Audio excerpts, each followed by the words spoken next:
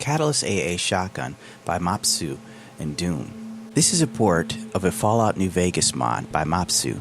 MAIBATSU has given me exclusive permission to port some of his old mods, so I will most likely be doing some more of his New Vegas mod soon, so keep a lookout for those. This weapon features 2 barrels, 1 grip, 1 stock, 4 magazines, 1 muzzle, 15 receivers, 3 sights, and 4 ammo types. There is also a laser attachment and a shell holder that will increase your reload speed. This mod is also compatible with the see-through scopes framework, allowing you to customize the combat sight reticles and dots. Just download the framework and they will appear in the weapon's workbench once you've attached a compatible sight. The only known issue is magazine clipping, as always. If you find any other bugs, please report them to the bug section, not to the post section. The mod author thanks you for this. Getting the weapon. It's important to get the weapon. Please make sure that you follow the steps first. Now, this is fairly simple. If you've gotten weapons for Fallout through console command, you press the tilde key, help, and in this case, Catalyst 4. You will then look for the record that says weapon, or WEAP, in front of it, and then type in add item. Well, actually, it's player.add item, then the serial for the weapon, or number placement, whatever the hell they call it. And you're as good as golden, and it's yours. This mod also is available on the Xbox One, and it will be available on PS4. Or it is available on PS4. I don't know if the PS4 beta is over for the mods. I heard there was a whole shit ton of issues. I haven't really been keeping up on it. I've been sick. You may be able to tell that my voice is still not in the right space. But anyway, my overall consensus of this mod is it is sheer beauty. I am beyond impressed with the textures. I'm beyond impressed with the meshes. The whole presentation is immaculate. This right here is a kick in the face to every one of the vanilla weapons, textures, and meshes. It's just beautiful to behold. Like, you look at this, and there's more texture in this one gun than probably 10 Fallout guns put together. I'm not joking whatsoever.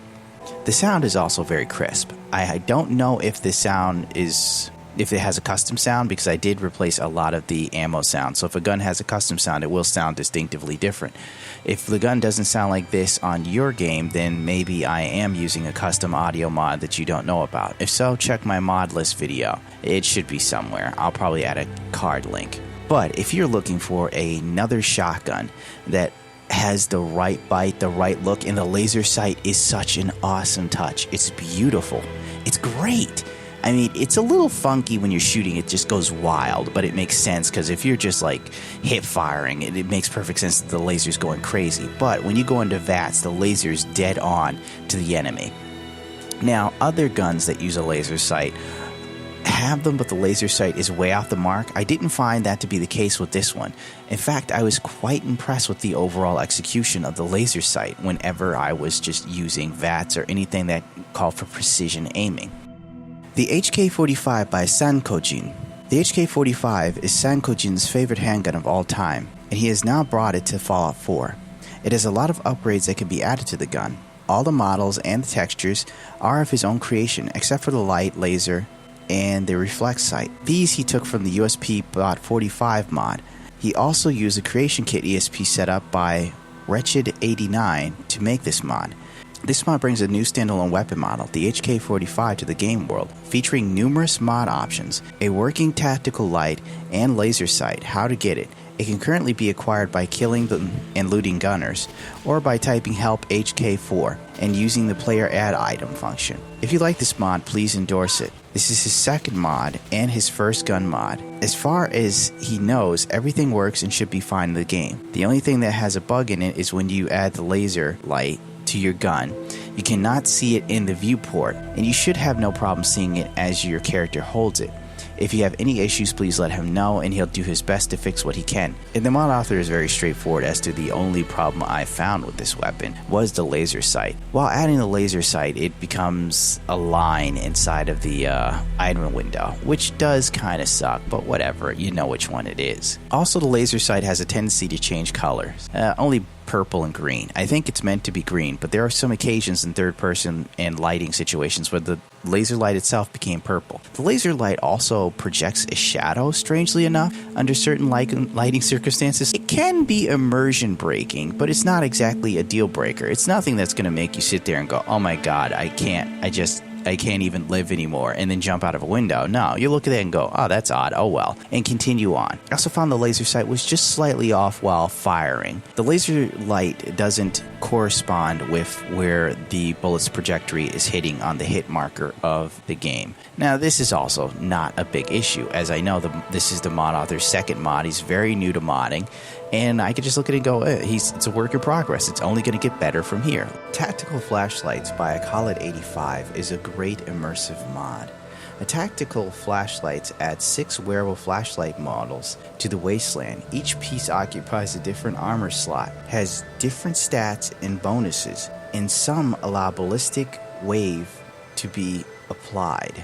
Each light has been added to the armor vendor level list, or you can craft them at your chem station under utility. Color lenses can be crafted at any armor workbench. Oh wow, I didn't even know I could do that. I missed that part. These are atmospheric, dynamic shadows, volumetric lighting. Followers will automatically turn it on and off if equipped. Wow, that is sick. Customization, 10 distinctive settings, 6 craftable color lenses, standard blue, red, purple, etc. Used together with Pip-Boy Flashlight to further customize your experience. I also recommend this. Ease of use, Fallout Mod Manager or Nexus Mod Manager. No scripts or additional requirements. Now, recommendations is Pip-Boy Flashlight, which I use. I've shown before. It is a great mod. Darker Nights. This would really help, but I already have my monitor calibrated, and the last thing I need is the nights to be any darker. I may as well stare at a fucking blank screen at that point. This is a great mod in the sense of there is a design for everyone. I even found one that suited my Makoto Kusanagi outfit. It was just perfect. They even complement some of the NCR Ranger armors. Like, they're passable. If you're playing a Brotherhood of Steel playthrough, I know it's kind of ironic I'd say that considering there isn't really any choice as to what you could play or be in the game. It's kind of very linear compared to other Fallout games. Casual. But nonetheless, there are options here, and options are always good. This mod gets my full endorsement, and it is truly immersive. I only wish I saved this for an immersive mod video spotlight. Oh, silly me, not paying attention.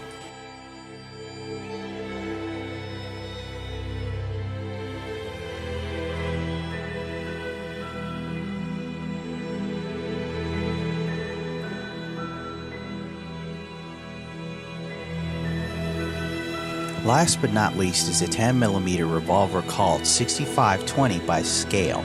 This modification adds a 10mm revolver Colt 6520, the weapon from the first 2 parts of the Fallout series. It has already become a legend among the fans of the game series. In this modification present, 3 main versions of the classic weapon, each of which consists of 2 parts, barrel and grip, 3 barrels, and 3 grips. Also, there are 4 scopes, 3 muzzles, and 9 receivers. The revolver and its modifications spelled out in the level list and are found everywhere in the territory of the Commonwealth. You can find them from vendors. This mod is met with a little bit of I shouldn't say controversy, but there has been a bit of an outcry or pouring of people at this current point of time of 7/15/2016 that the current version 1.0, most people find the gun in and of itself is a little too large for character models. I assumed that this was meant to be a huge gun. Maybe it was best used with power armor, as the scaling seemed to fit that much better.